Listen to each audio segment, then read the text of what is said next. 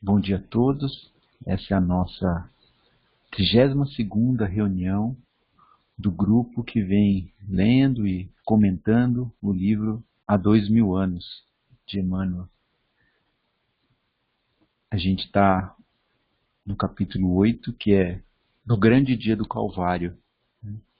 Em nossa última reunião, o Públio tinha ido para Jerusalém para tentar encontrar o seu filho, né, que tinha sido sequestrado, raptado, né, alguns dias antes, né, algum tempo antes, uns meses antes. E por quê? Porque em Jerusalém os judeus tinham o costume de, nas 3 grandes festas, né, e a Páscoa era a primeira delas, né, após o rapto. Então ele foi aconselhado aí para que assim ele poderia teriam esse grande afluxo de pessoas para Jerusalém, ele poderia eventualmente encontrar. E aí nesse meio, né, ele estava lá em Jerusalém quando Jesus foi preso. E aí o Pilatos, né, que era o governador designado por Roma, né, ele era o símbolo do poder de Roma, chamou todas as pessoas poderosas ali, né, para uma reunião, né, para debaterem e tomarem as decisões que fossem necessárias, né, por conta da prisão de Jesus. Eu até terminei a nossa reunião passada fazendo uma pergunta para vocês, né? E se Públio tivesse conseguido auxiliar Jesus, né? Essa tarefa de Jesus teria sido cumprida, né? A gente já começou a conversar sobre esse assunto na reunião passada. Eu acho que esse assunto a gente vai poder continuar debatendo nessa reunião. Então, vou continuar a leitura. Ao chegar à corte provincial romana, naquele dia inesquecível de Jerusalém, Públio Lentulus foi tomado de extraordinária surpresa. Ondas compactas de povo se adensavam, né, se comprimiam na praça extensa, em gritaria ensurdecedora. Pilatos recebeu-o com deferência e solicitude, né, fazendo mesuras para ele, né, por conta ele era um senador, né, desculpa, conduzindo-o a um gabinete amplo onde se reunia pequeno número de patrícios, escolhidos a dedo em Jerusalém. O pretor Sálvio, que era o tio, né, do Públio, funcionários de destaque, militares graduados e alguns poucos romanos civis de nomeada, né, de fama, com reputação, né, que passavam eventualmente pela cidade. Ali se aglomeravam, convocados pelo governador, que se dirigiu a Públio Lentulus nestes termos: Senador, não sei se tivestes ensejo de conhecer na Galiléia um homem extraordinário que o povo se habituou a chamar Jesus Nazareno. Esse homem foi agora preso em virtude da condenação dos membros do Sinédrio, e a massa popular que o havia recebido nesta cidade com palmas e flores. Então ele está fazendo a referência ao domingo de Ramos, né? Aí seria a sexta-feira, né, em que ele entrou montado no jumento, na jumentinha, né, e foi amplamente saudado pelas pessoas. Pede agora, nesta praça, o seu imediato julgamento por parte das autoridades provinciais, em confirmação da sentença proferida pelos sacerdotes de Jerusalém. Eu, francamente, não lhe vejo culpa alguma, senão a de ardente visionário de coisas que não posso ou não sei compreender, surpreendendo-me amargamente o seu penoso estado de pobreza. Eu marquei essa parte, né, porque assim, acho que qualquer pessoa que encontrasse Jesus, né, e aparentemente, né, pelo que a gente já leu no livro, desde a chegada de Jesus, né, o Pilatos nunca tinha encontrado com Jesus. Mas ele já tinha tido vários relatos, né, de pessoas que encontraram com ele e ele acho que imaginava que Jesus não estava fazendo nada de errado, né, assim, no sentido, né, nada que seria contra a lei, né. Ele era esse visionário, essa pessoa que falava lá do reino dos céus, né, e que chamava as pessoas a participarem desse reino, né. Mas tirando essa menção ao reino dos céus, as atitudes de Jesus eram sempre muito positivas, né? E nunca ofensivas a nada, né? Nunca Jesus, num certo sentido, ele provocava um pouco os judeus, né? Que tinham concepções, né, arraigadas, né, já há muito tempo, e que Jesus estava tentando modificar essas interpretações, né.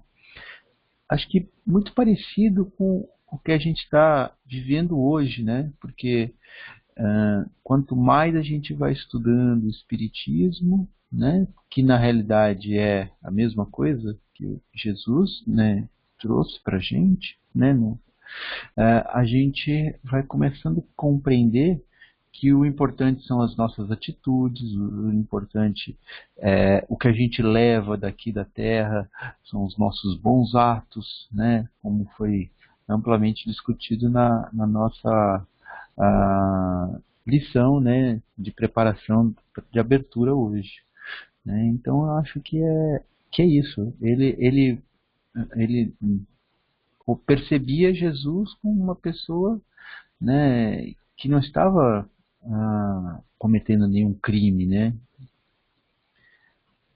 Alguém quer fazer algum comentário? Paulo, tem na literatura, né, qual é a fundamentação técnica da condenação dos membros do Sinédrio de Jesus, já que realmente as atitudes eram positivas? O próprio Pilatos, que tinha o poder de decidir, acabou lavando as mãos, ele não via nenhuma maldade, né? Mas, tecnicamente, se ele foi condenado por alguma coisa. Tem na literatura o porquê que ele foi condenado? Ou foi politicamente condenado? Eu acho que assim, para mim, ele foi politicamente condenado, né? Mesmo hoje, né? Você agora me veio a lembrança lá do Al Capone. Tá. Né? O Al Capone, ele foi condenado por o quê? Não pelos crimes que ele cometeu, né? Ele foi condenado porque ele esqueceu de pagar um imposto X ali, porque eles não conseguiam provas dos crimes que ele cometia. Ele fazia um monte de coisas, mas ninguém conseguia provas, né? Então pegaram algum subterfúgio, algum detalhe de alguma lei que eles conseguiam provar e provaram. Eu acho que Jesus é a mesma coisa, né? O grande crime que ele estava cometendo era tentar fazer o povo abrir os olhos, né? E a hora que o povo abrisse os olhos, os poderosos talvez ficassem menos poderosos, né? E eu acho que a gente vive hoje na nossa sociedade uma coisa muito parecida, né? Os poderosos, eles sempre querem que o povo façam aquilo que eles querem. A gente está numa fase muito populista no mundo, que as pessoas esperam que os poderosos deem para o povo coisas, né? Que o povo eventualmente não quer conseguir pelos seus próprios meios, né? Então as pessoas estão num momento histórico mais acomodadas, né? E aí, a hora que as pessoas ficam mais acomodadas, a gente dá espaço para surgir essas políticos populistas, né? Que falam que vão dar essas coisas para o povo, né? E que a gente sabe que não é verdade, né? E o que esses políticos, né, menos querem é que alguém vá explicar isso para o povo. Eu acho que Jesus estava fazendo isso, falando, olha, vocês não podem ficar indo atrás, esperando essas benesses, você tem que fazer a sua parte, você mudar suas atitudes, e aí isso acaba enfraquecendo o poder dos poderosos, né? Eu acho que a grande questão que Jesus foi condenado era isso, mas, de novo, né? Acho que teoricamente, assim, tecnicamente, não devia ser nada contra nenhuma lei, né? Isso daí. Mas os caras devem ter achado uma coisinha ou outra, aquela questão lá da mulher adúltera, né? Que eles foram, né, instigar Jesus, porque eles queriam que Jesus falasse para ele desrespeitar a lei a lei lá de Moisés, né? E aí seria o pretexto para isso. E aí Jesus falou, não, eu não vou condenar ninguém, né? E também não vou absolver, né? Só que quem tiver sem pecado, atire a primeira pedra. Deu um checkmate. É. Não, perfeito, eu também penso assim também. Eu acho que é exatamente isso. A preocupação maior era dos políticos, né, poderosos da época, de perderem poder em função das palestras que ele dava, né, de realmente de fazer com que as pessoas tenham uma outra visão de mundo, né? E isso ia impactar realmente os poderosos. Eu também penso assim, não consegui achar tecnicamente nada. Falei, puta, mas o que ele fez de errado, já que ele veio com uma mensagem que, bom, nós estamos aqui em 2020 e a mensagem prevalece, né? Então, perfeito, eu também penso assim. Boa. Legal. Mais comentários? Mais perguntas também?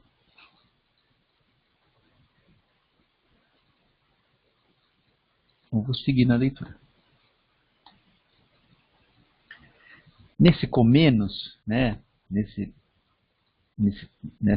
ao mesmo tempo, né, penetraram na sala as duas irmãs, Cláudia e Fúlvia. Então a Cláudia era a esposa do Pilatos e a Fúlvia era a esposa do Sálvio, o tio do Públio, que tomaram assento nesse conselho íntimo de patrícios. Ainda esta noite, continuou Pilatos, apontando para a esposa, né, para Cláudia, parece que os augúrios, né, augúrios são as previsões, os presságios dos deuses se manifestaram para a minha orientação, pois Cláudia sonhou que uma voz lhe recomendava que eu não deveria arriscar minha responsabilidade no julgamento desse homem justo.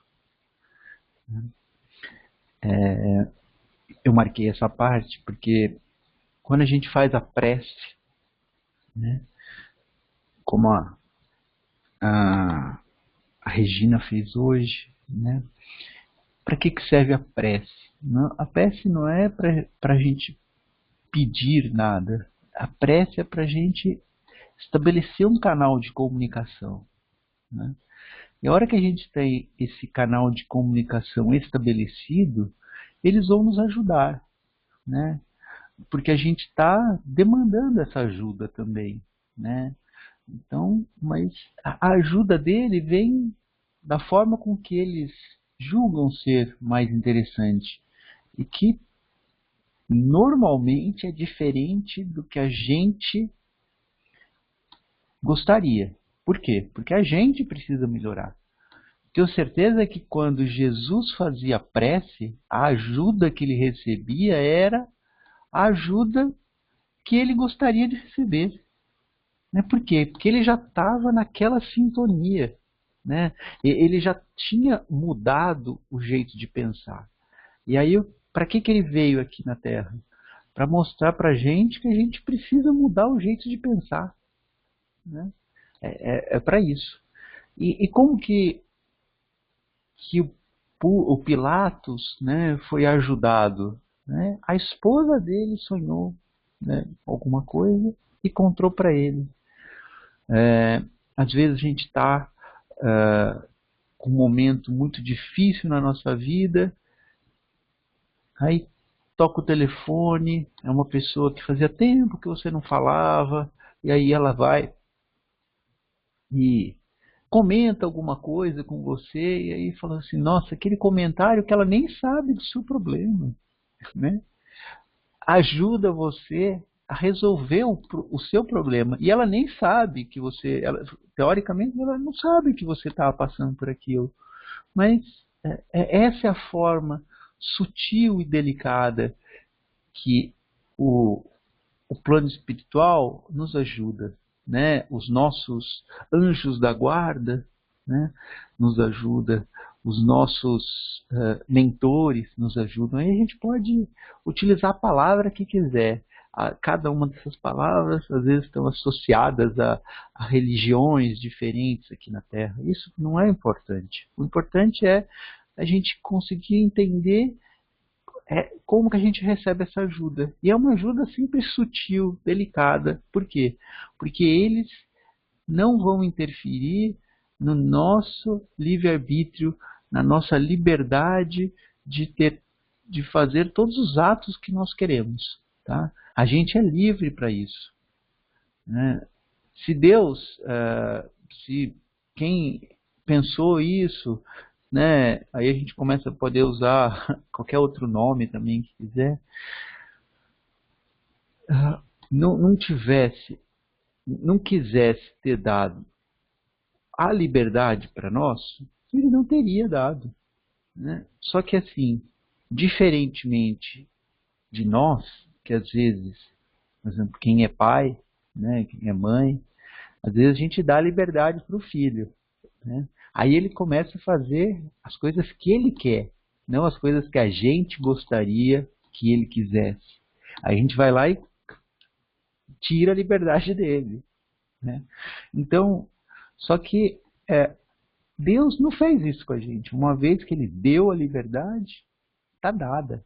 A única coisa que ele vai falar é: agora você será responsável pelos seus atos, né? Quaisquer que sejam. Se forem bons, você vai ter boas consequências desses seus atos. Se forem ruins, você vai ter as consequências ligadas, né, ao seu ato. E é isso. Então, ele não vai chegar lá e aparecer para o Pilatos e falar: não faça isso, pelo amor de Deus. Porque se ele fizesse isso, a liberdade do Pilatos em agir estaria sendo cerceada, restringida, né, limitada por Deus. Né? Então ele vai e faz a esposa dele sonhar com alguma coisa. Né? Então é esse jeito bem sutil. E como que a gente faz para perceber isso? Quando a gente começa a mudar as nossas atitudes, perceber essa sutileza, e aí a gente vai começar a perceber que a gente é muito mais ajudado do que a gente imaginava anteriormente. Comentários?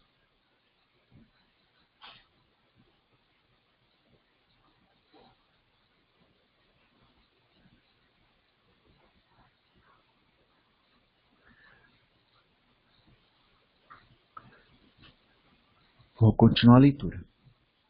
Resolvi, portanto, agir em consciência, aqui reunindo todos os patrícios e romanos notáveis de Jerusalém, para examinarmos o assunto, de modo que o meu ato não prejudique os interesses do império, nem colida, né, nem bata, né, com o meu ideal de justiça.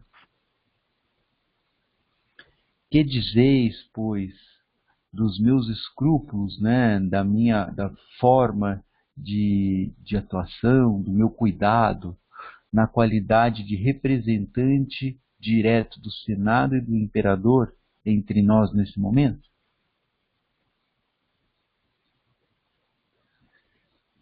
Vossa atitude obtemperou, ponderou, né, fez considerações, o senador compenetrado, né, concentrado, né, preocupado de suas responsabilidades. Revela o máximo critério nas questões administrativas e, recordando no íntimo os bens que havia recebido do profeta com a cura da filhinha, embora as dúvidas levantadas por seu orgulho e vaidade, continuou. Então, aí nesse momento que ele concorda com o Pilatos, que era o governador lá ali da Judéia, né, designado por Roma,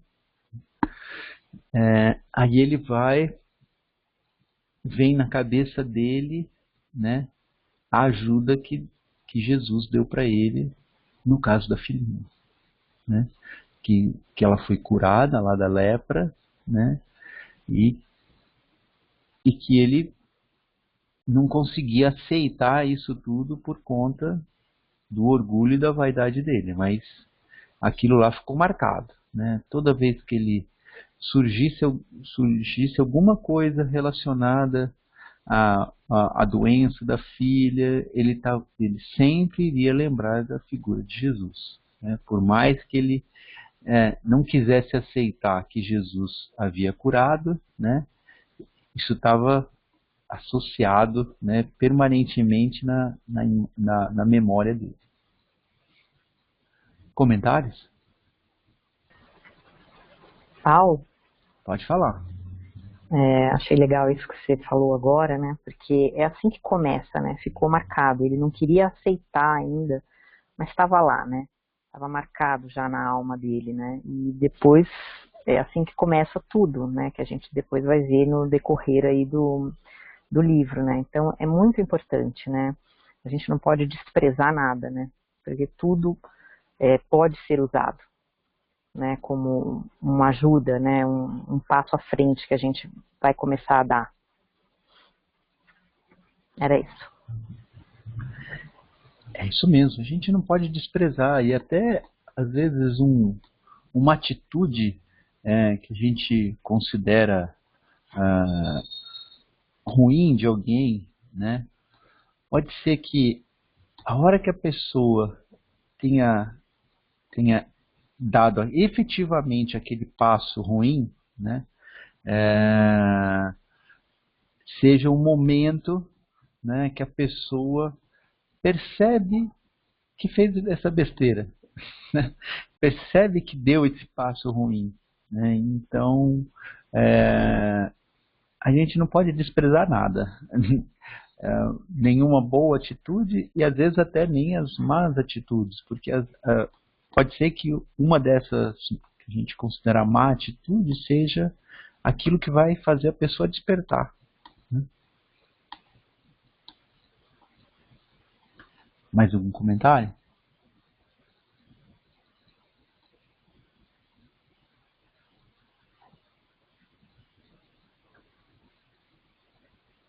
Conheci de perto o profeta de Nazaré, em Cafarnaum, onde ninguém o tinha na conta de conspirador ou revolucionário.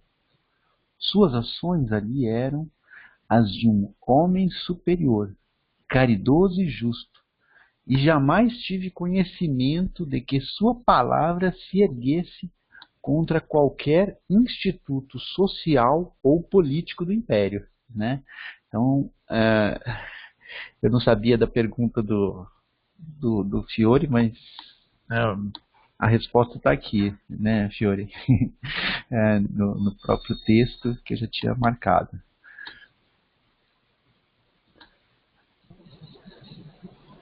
Verdade, perfeito, né? Veio a resposta.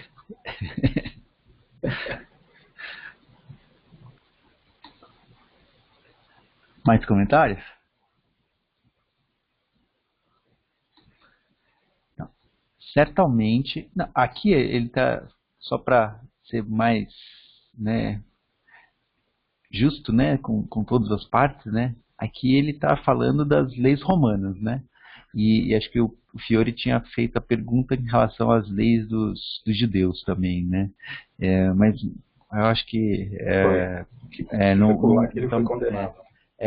Por lá que você foi condenado, que ele foi condenado. Eu acho que mesmo assim, acho que como você falou, né? A gente tem 2000 anos aí o povo esmiuçando isso e não encontrou nada, né? Então, se ele tivesse encontrado, a gente saberia, né? Com Teriam certeza. escrito em letras garrafais ali os motivos porque Jesus foi condenado. Isso daí nunca, né? Acho que esses 2000 anos de história, né? E a gente não tem nada. Acho que é a prova que não tinha nada realmente. Exato. Legal. Certamente alguém o toma aqui como pretendendo a autoridade política da Judéia, cevando-se no seu nome as ambições e despeitos dos sacerdotes do templo. Mas, já que guardais no coração os melhores escrúpulos, por que não enviais o prisioneiro ao julgamento de Antipas, né? O Antipas era o Herodes Antipas, né? Era o filho do Herodes, né? O Herodes o Grande foi aquele que, quando Jesus nasceu, mandou perseguir, matar os meninos mais novos, menores de 2 anos, porque ele recebeu a notícia de que esse seria o Salvador, e aí ele estava com receio. Então foi esse Herodes o Grande, né, que fez isso. E aí era o filho dele, né, o Herodes Antipas. Então o Herodes, ele simbolizava, né, o poder dos judeus, né, então seria um príncipe, né. Ele não tinha o título de rei, mas ele às vezes se intitulava príncipe, né. Então seria o príncipe ali relacionado aos judeus, né. E o Pilatos era o governador, né, segundo os romanos. Né, que os romanos tinham dominado aquela região, mas eles mantinham, né, essas estruturas. Quando Roma normalmente chegava num lugar, né, e dominava, ele mantinha aquelas estruturas sociais, né, estruturas políticas das regiões. Ele estava interessado numa certa convivência, né, para ter menos conflitos com essas povos dominados. Então, por que não enviais o prisioneiro ao julgamento de Antipas, a quem, com mais propriedade, deve interessar a solução de semelhante assunto?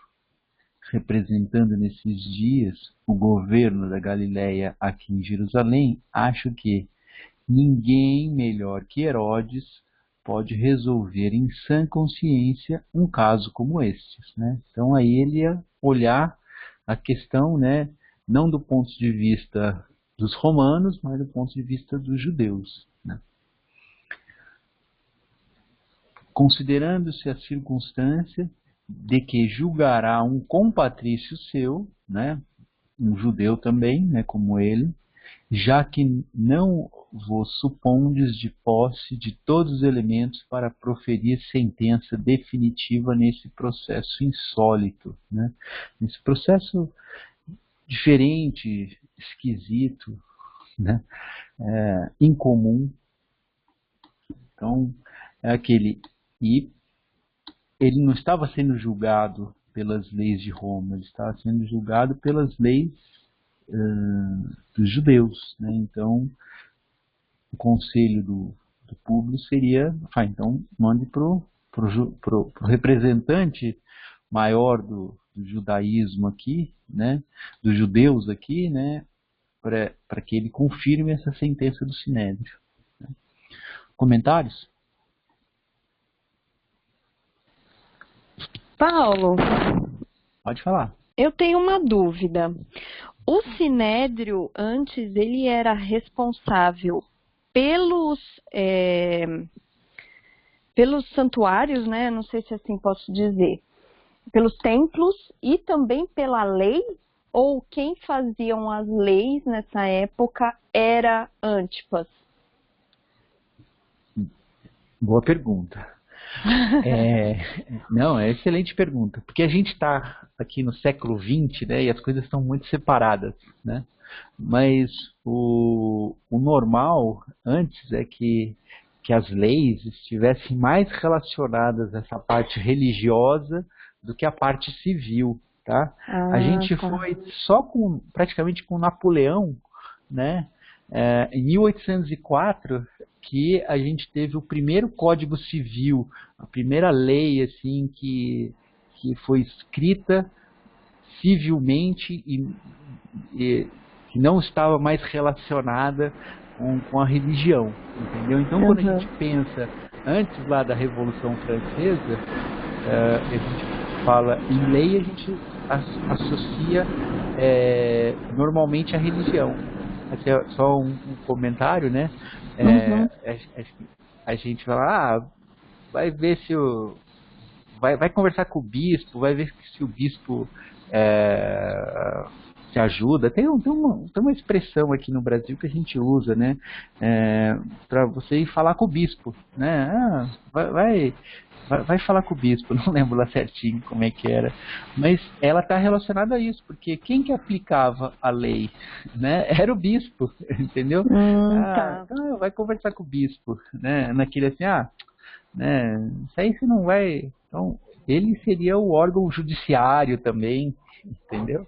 É ele que comandava tudo, então. Vamos dizer era o assim, Sinédrio que comandava tudo. Eu acho que ainda mais nesse momento que o poder político estava com Roma, né? O Herodes era uma pessoa, né? Mais uma figura decorativa, quase. Entendeu? Porque pelo que eu entendo da história, o Sinédrio ele ficou por trás, né? Ele não queria, vamos dizer assim, aparecer como sendo aquele que condenou Jesus. Ele jogou tanto para Pilatos quanto para Antipas, para eles se colocarem, vamos dizer assim, como sendo os algozes, né? Isso aí. Mas na verdade quem foi o verdadeiro algoz foi o Sinédrio, né? Mas ele não queria aparecer, ele queria ficar lá como se ele fosse o que não estaria provocando tudo isso, né? Vamos dizer assim. É isso Pelo aí. que é o que eu entendo, né, da história. É isso aí. E a gente ainda tem que colocar mais um temperinho nessa história, que quando você fala Sinédrio, né, lá era um conjunto de pessoas. Né? E nem todos pensavam dessa forma. Né? Exatamente. No livro Paulo e Estevão, a gente vai ver que o Gamaliel, que era uma pessoa importante lá no Sinédrio, ele não fala sobre essa questão, né, mas pelas atitudes que ele tem, né, e que são logo em seguida a esse momento, no ano acho que 35, 36, né, a gente está no 33, a gente já percebe que ele talvez não concordasse com tudo isso, né. Era o sumo sacerdote, né, que eu não lembro o nome dele agora, mas eu lembro que era ele que era o que mais que era o mais ativo nessa condenação, né? Eu não me lembro o nome dele, agora me fugiu. Mas eu sei que tinha muitos dentro do Sinédrio que não eram a favor disso, muito pelo contrário, muitos deles, né, se encontraram com Jesus, aprenderam certas coisas com ele, né? Exatamente, Nicodemos. Isso mesmo. Fiore, você tinha aberto o microfone? Não, só para contribuir, né? O sistema na época era teocrático, né? Era o prevalente da época, né? É isso aí. Hoje nós temos um sistema similar no Irã, por exemplo. É a teocracia, né? É o pessoal, os clérigos, né? Que tem a política maior, né? Na época antes de Napoleão prevalecia isso. Uhum. Lúcia? Paulo, o ditado é vai reclamar com o bispo, alguma coisa assim. É isso aí. E acho que o que a Luciana estava falando, o nome, não é o Caifás, alguma coisa assim também? Pode ser. O nome. Acho que sim. Acho que é isso. É esse mesmo, Lúcia. Até entrei aqui na Bíblia para ver se eu achava o nome dele. É isso mesmo, Caifás, isso mesmo. Caifás,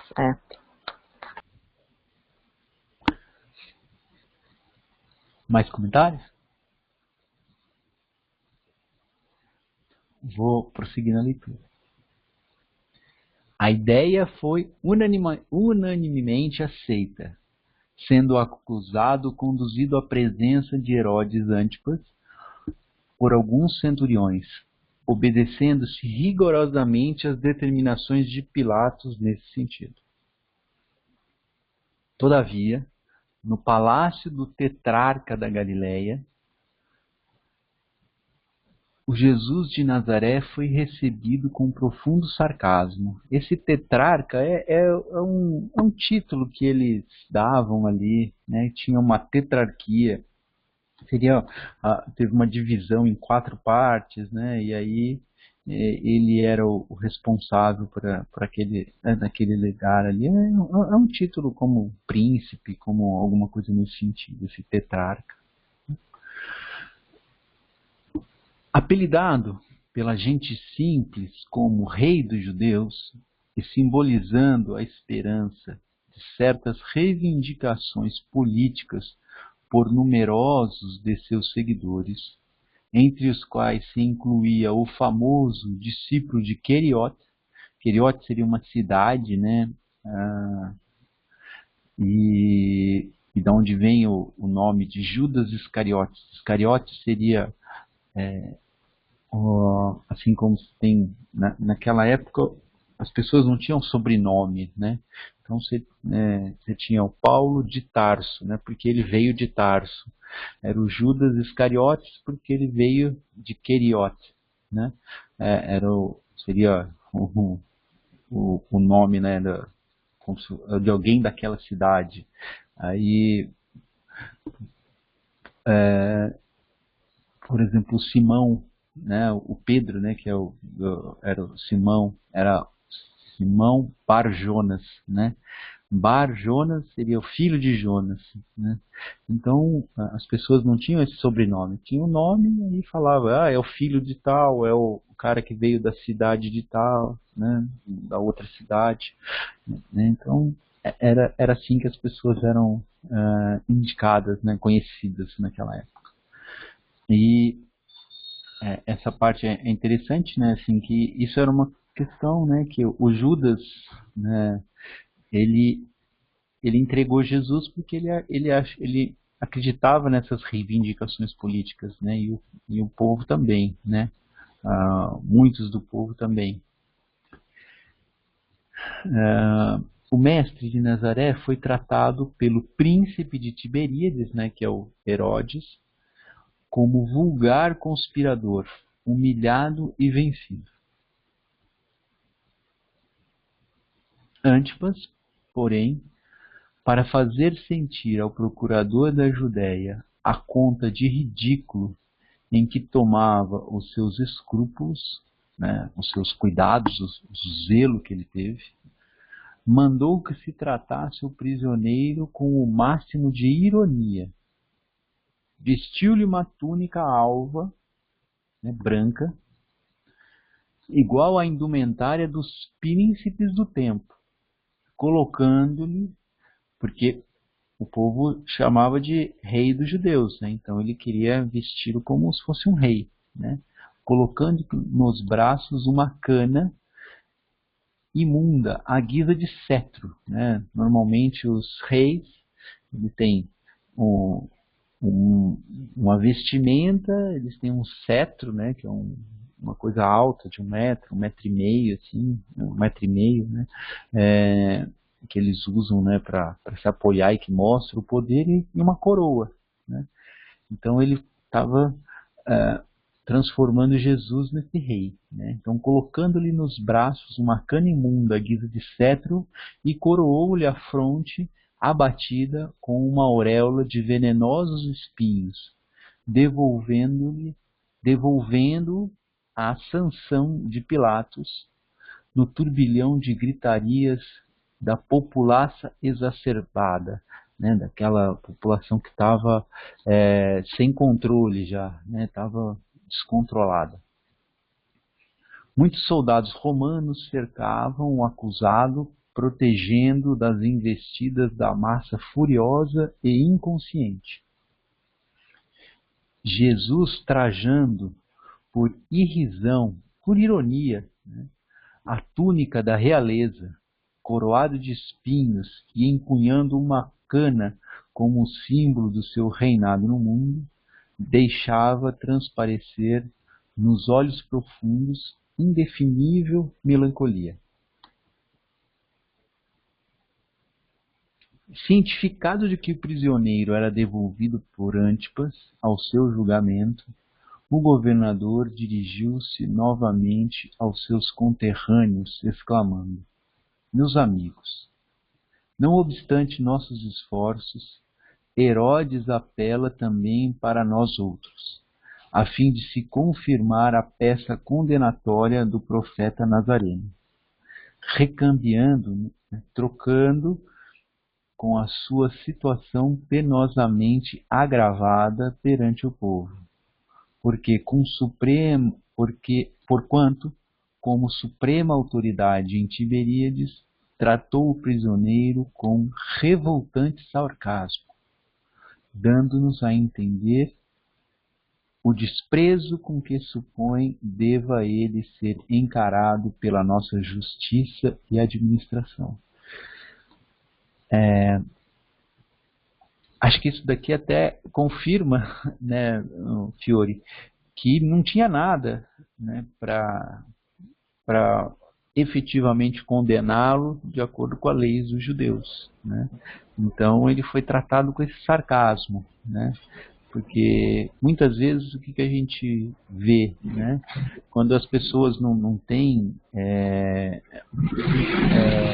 argumentos, né? Aí elas começam com ironias, com sarcasmo, né? Essa é uma prática rotineira até hoje, né?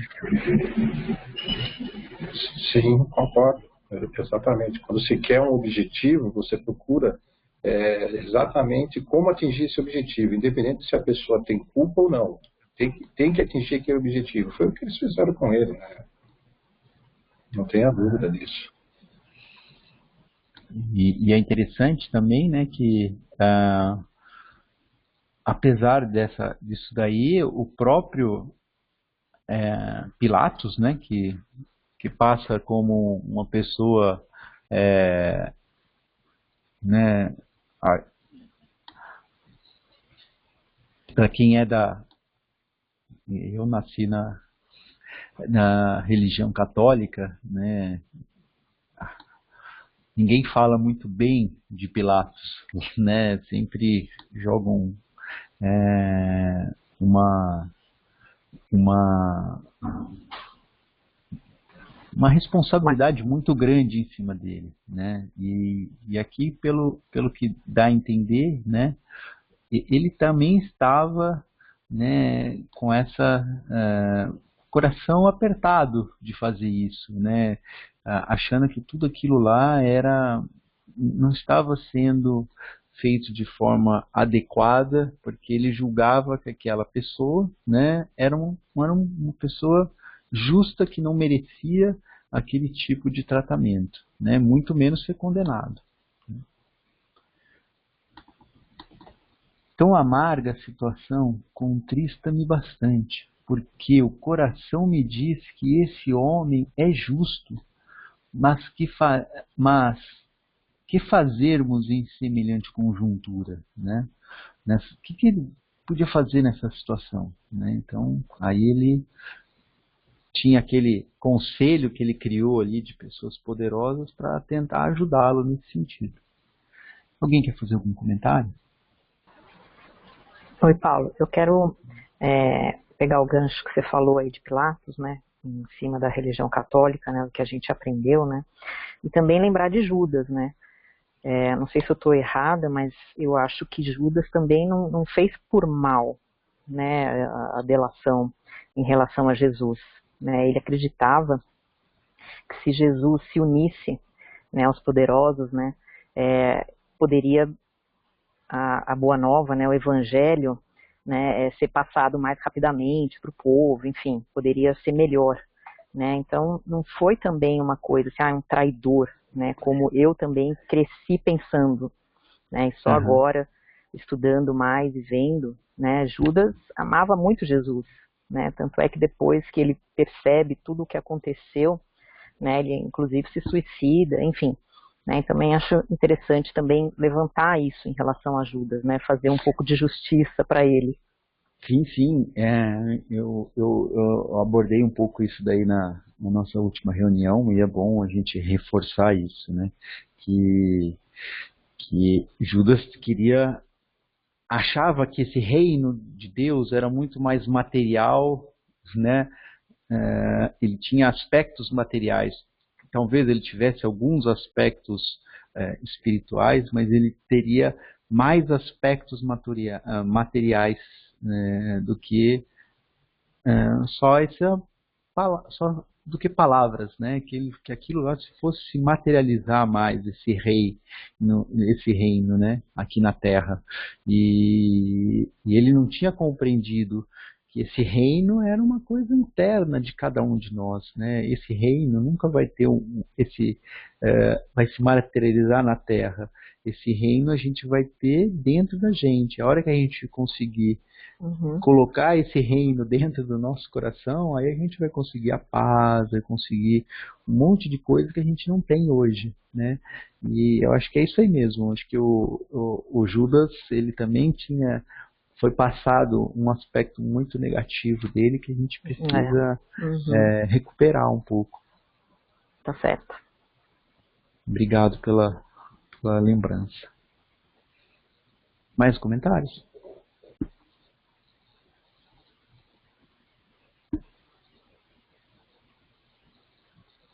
Da câmara isolada? Eu acho que pode falar, Fio, desculpa.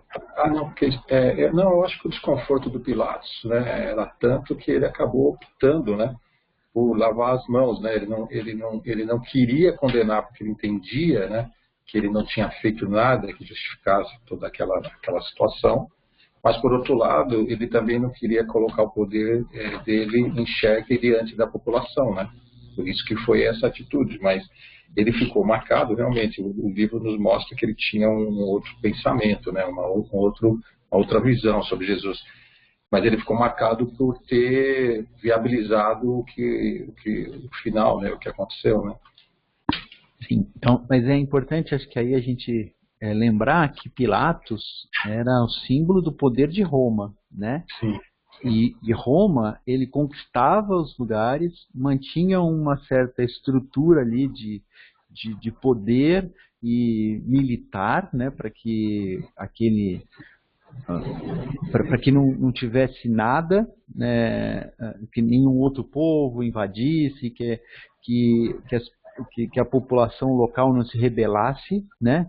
Mas ele colocava esse mínimo. A única coisa que ele exigia era lá os impostos, né? Então ele tinha lá os publicanos, né? Que eram pessoas que eram da região, né? Que eram responsáveis pela cobrança de impostos. Então, é como se ele terceirizasse a cobrança para pessoas locais. E aí ele chega assim e fala, você, né, pegou lá o Mateus, né, o Levi, então você vai ser responsável pela cobrança nessa região aqui. E eu quero que você me dê todo ano X de imposto, né? E os publicanos, eles tinham essa tarefa, de cobrar aquele imposto da população. o que ele conseguisse cobrar mais, ele não precisava entregar para Roma, ele só precisava entregar o X, né? E a maioria desses publicanos justamente se aproveitava desse poder que ele tinha, né? Que ele era uma pessoa do local, né? Que tinha esse poder, né? Um grande império por trás, né? Um irmão grandão, fortão atrás, né? Explorando o próprio povo, né? E aí ele explorava o próprio povo, por isso que os publicanos eram tão mal vistos, né? E Roma não queria se intrometer. Então, quando Pilatos fala, olha, eu não vou julgar porque ele não fez nada contra Roma, né? Então Roma tinha uma interferência a menor possível, né? Acho que era isso que o Pilatos falava, né? Ele não ia colocar o poder do império numa questão local. Perfeito, entendi. Ô Paulo, pode falar. Agora que eu tô aqui olhando a Bíblia, a gente estava comentando referente, a gente não, vocês, né? Referente a Judas, né? Você também comentou.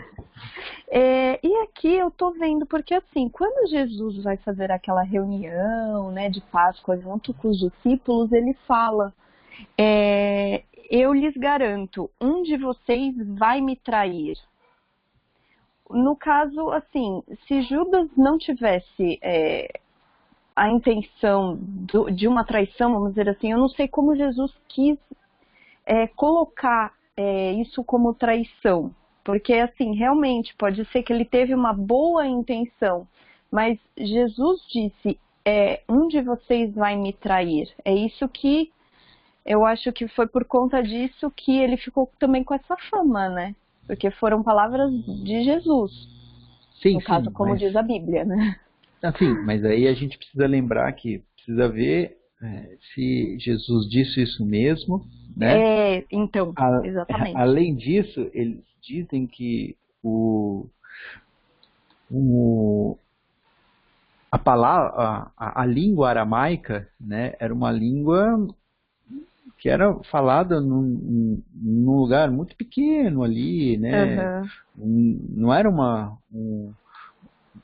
era uma língua relativamente pobre, né? No sentido devia ter muita... Tinha poucas palavras, e as mesmas palavras eram usadas com mais significados, né?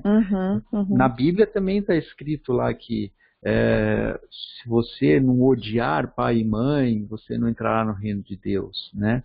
E a gente acho que foi umas 2 reuniões que eu trouxe até esse trecho, né? Sim. E assim, esse odiar, o que é? É a mesma palavra que é usada, mas não no sentido que a gente tem para hoje, né? Do odiar, né? Aquele, não, se você não deixar de amar o pai e a mãe, né?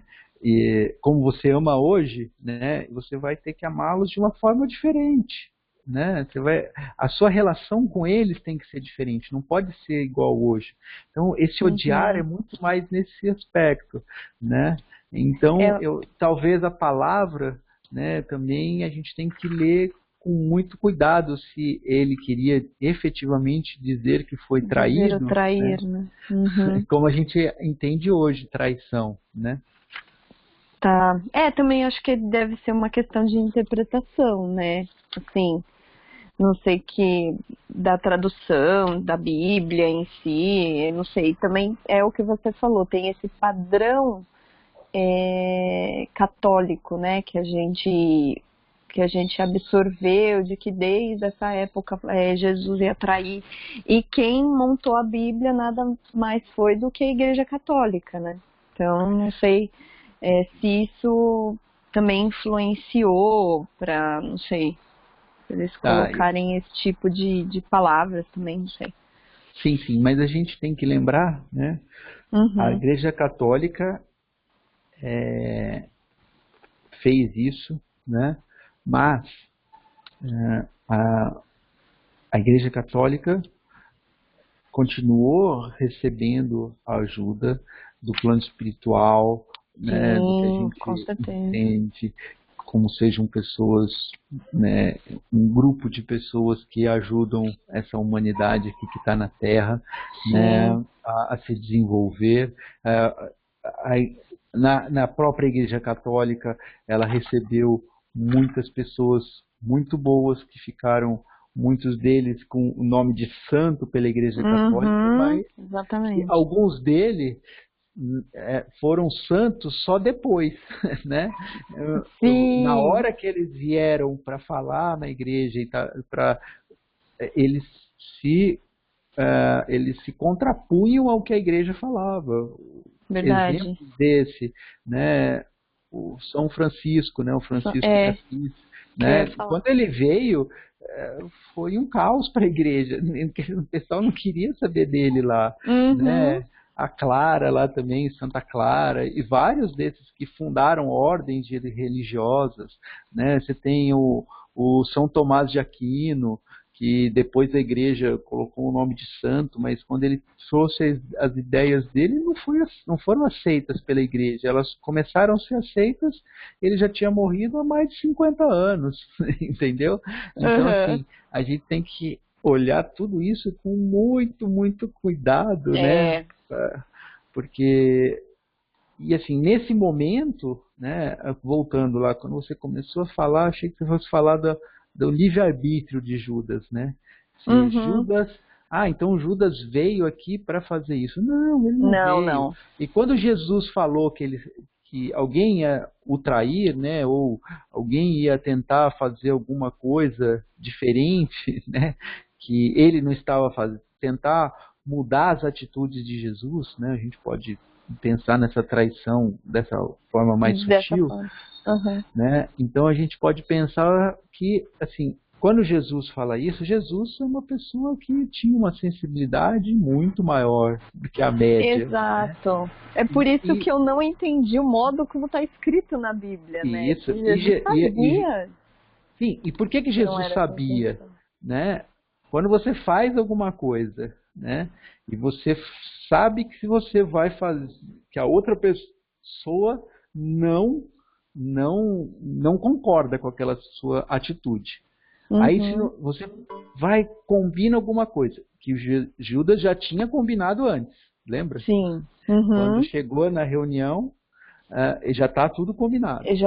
Aí você olha para a pessoa, você não consegue olhar de uma maneira natural. Olho no olho, né? Você não consegue ter o olho no olho, você parece que está exalando por todos os poros que você é culpada, né, entre aspas, né, por aquela sua atitude. E a pessoa não sabe, mas você sabe que você fez. Né? E Jesus percebeu isso. Entendeu? Não teve nada assim de sobrenatural, né? Jesus percebeu. É a consciência, né? Sim, às vezes a gente consegue perceber, né? Às vezes você chega, olha no seu pai, na sua mãe, no seu irmão, no seu filho, pessoas que são muito próximas, né? E aí, às vezes, só de você olhar assim, você já sabe, não, tem alguma coisa errada, sabe? Você olha para a pessoa, tem alguma coisa errada, pode falar, né? Aí a pessoa, não, aí você sabe... Assim como eles fazem com a gente também, né? As pessoas que nos conhecem, ela fala, tem alguma coisa errada, pode contar aí. Você está escondendo alguma coisa, né? A gente percebe, e a gente não tem, né, nem um décimo dessa percepção que Jesus tinha. Então, quando Jesus fala isso na última ceia, é nesse sentido para mim, né? Assim, olha, eu estou vendo no seu olho, cara, que você fez alguma coisa. Não, então tá. Obrigada, Paulo. Tá bom. Paulo? Oi, pode falar. Isso que a Luciana trouxe, né? Eu também tinha bastante dessas dúvidas, né? Você deve lembrar, né? Até que você fez uma palestrinha lá no Noel, né? Falando da moral estranha, né?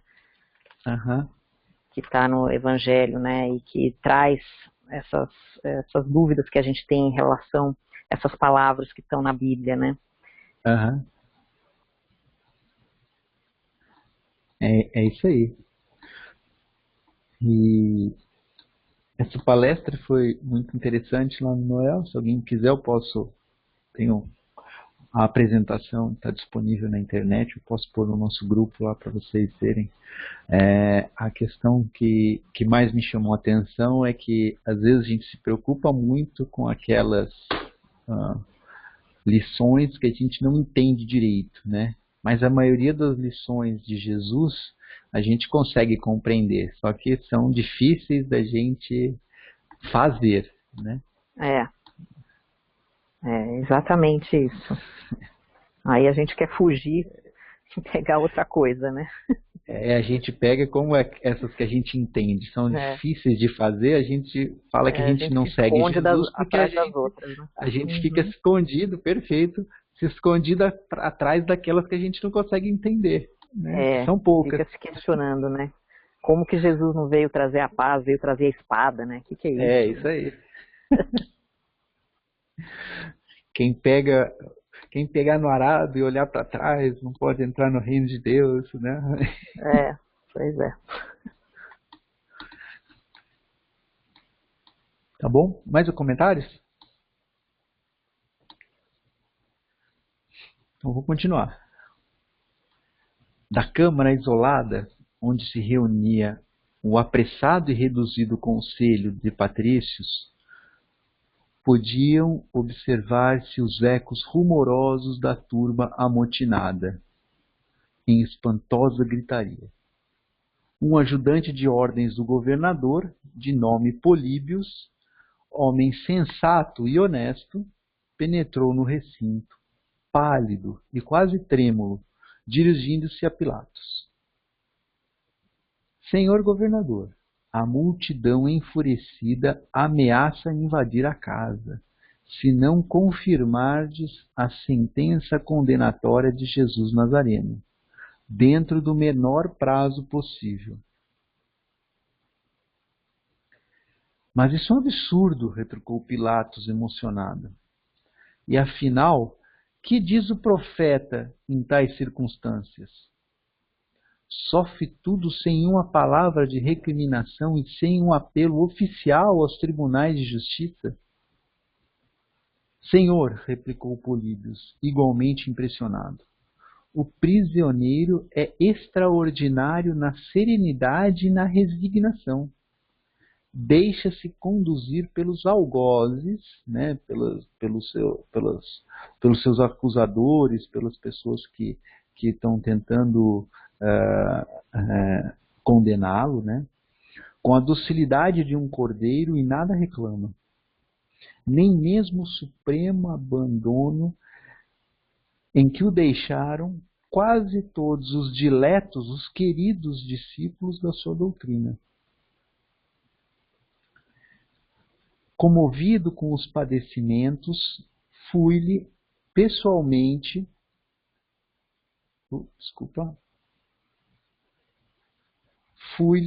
falar-lhe pessoalmente e inquirindo-o sobre os seus martírios, confirmou que poderia invocar as legiões de seus anjos e pulverizar toda Jerusalém dentro de 1 minuto.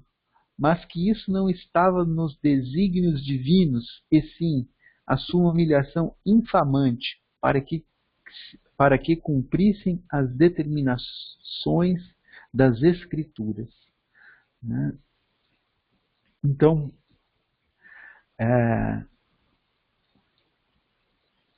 eu comentei até na aula passada, na reunião passada, né, que a gente...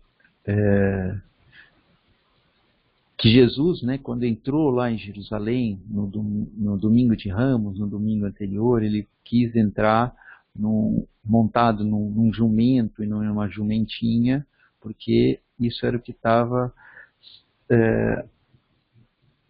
prescrito, o que os profetas tinham falado que iria acontecer. Né? Então, se as pessoas tivessem escutado e tivessem resolvido mudar de atitude, né, com a vinda de Jesus, né, escutado efetivamente, né, e quando eu falo as pessoas, a maioria, né, ou uma grande parcela, não uma minoria, poucas pessoas, como qualquer coisa que você fale, você sempre acha um público bem reduzido para escutar e para te apoiar. Isso é fácil, né? Agora, o difícil é conseguir que isso aumente, né? Então, se essa população que o escutava fosse maior, né, eventualmente ele não ia precisar seguir todas essas escrituras. Para que ele seguia essas escrituras, né? Para tentar mostrar para os judeus que ele era o enviado, era o Messias que a religião judaica estava esperando, né? Então é por isso, né? Eu até fui pesquisar, né? Tá em Isaías no capítulo 53. É um capítulo curtinho, tem 12, 14, 15 versículos. É curtinho, vale a pena vocês darem uma lida lá. Assim, é bem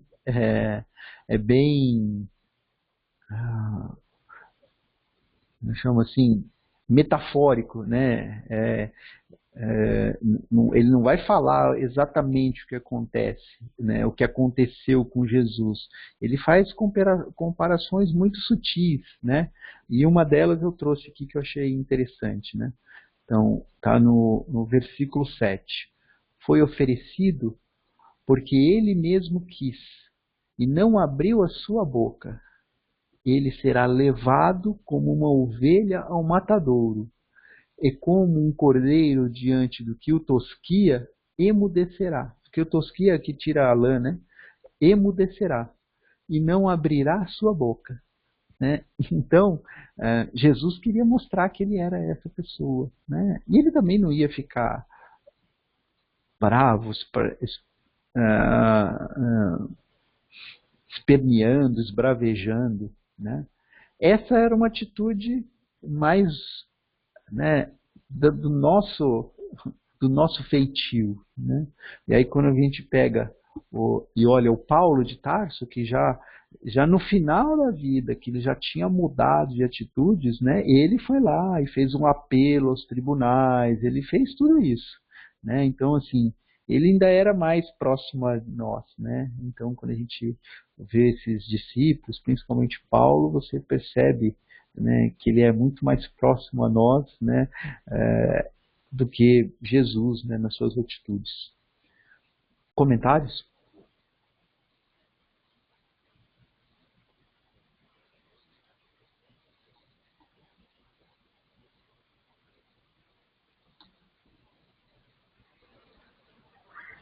Acho que nem tem muito o que comentar, né? De tão bonito que é, né, isso daí.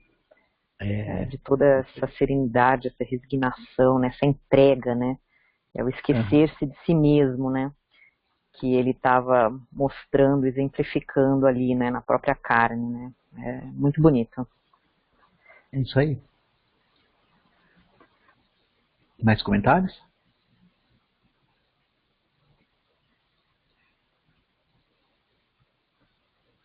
Pode falar. Não, só Jesus, né, para ter essa resignação e serenidade, né? Eu acho que nós estamos distantes disso, né? Eu não consigo me imaginar nesse patamar, entendeu? De resignação e serenidade. Eu tenho dúvidas que a maior parte da humanidade tenha isso. Isso para mim é muito polêmico, só vindo de uma pessoa como Jesus, né? Sim, com certeza.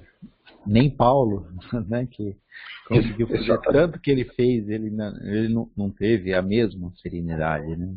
Exatamente. Uma pessoa preparada que era como Paulo de Tarso, você vê que ele realmente resistiu o quanto pôde, né? Sim, eu só discordo dele ser uma pessoa preparada, né? Ele foi se preparando ao longo do caminho, né? Ele tinha atitudes muito próximas à nossa, se bobear até piores, né? Ele mandou matar uma pessoa, né? Perseguiu muitos, né? Só que aí ele teve isso daí não foi do dia para a noite, né? É legal ler o Paulo Estevam também. É um dos livros que eu gosto muito, porque você vê que A gente acha que ele viu Jesus ali no caminho, nas portas de Damasco, né, como a igreja fala, e se transformou. Não, ele viu Jesus e aí começou a pensar. Aí demorou 9 anos para ele começar as pregações, começar a ser uma pessoa próxima daquilo que a gente concebe hoje como Paulo de Tarso, entendeu? Foram 9 anos de muito estudo, de muita reflexão, de muita, né, passando por muitas dificuldades para, né, ir tirando todo o excesso, né, das coisas mais relativas à Terra, e aí para começar a aparecer essa figura do Paulo que a gente tem na mente. Verdade, isso aí. Fiore, eu concordo com você, é muito complicado pra gente, né, pobres mortais, vamos dizer assim, né, mas essa é a nossa meta, né, e a gente precisa começar, né, é o que eu falo aqui em casa, né, a gente faz evangelho, e eu sempre falo, né, eu sou disco arranhado aqui, vamos começar pelo mais simples possível no nosso dia a dia, né, com as pequeníssimas coisas, né, porque um dia a gente vai precisar atingir, né, essa meta tão grandiosa aí, que é o que a gente quer, né, a gente está aqui para isso, né, para começar bem pequenininho, né, não adianta a gente já querer pensar, né, nessa magnitude aí de Jesus que realmente fica, parece que inatingível, né, mas se a gente começar com pequeníssimas ações no nosso dia a dia, a gente vai se transformando.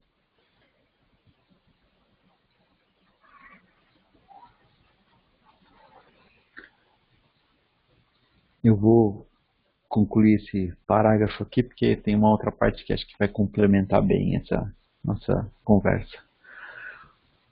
Fiz-lhe ver, então, que poderia recorrer à vossa magnanimidade, a fim de se ordenar um processo dentro dos nossos dispositivos judiciários,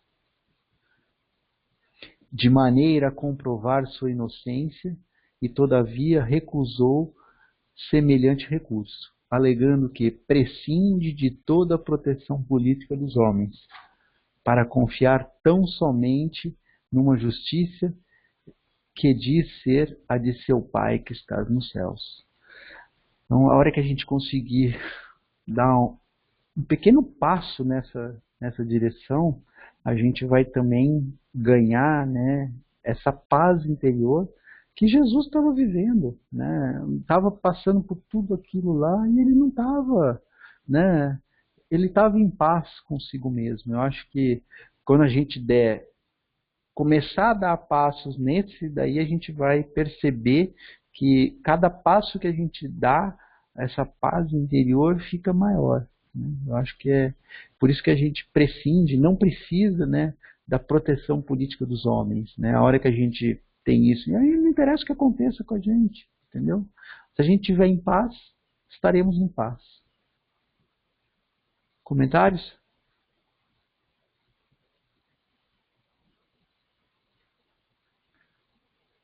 Então já vou encerrando, tá bom? Vamos deixar para as mais discussões e mais coisas para o nosso próximo encontro semana que vem.